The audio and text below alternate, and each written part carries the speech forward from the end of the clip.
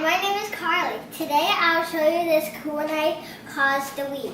The Wheat is a sharp knife and it's very awesome. And it's made in China.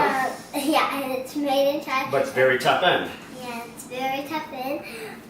It comes from a cool pouch. And what kind of steel does it have? It's D2. D2.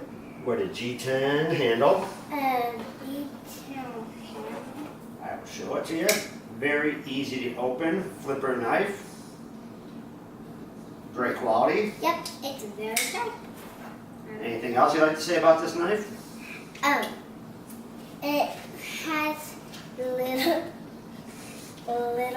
kind of details on it, so I can know what it came from. That's their logo. And subscribe and go to the GordysKnives.com.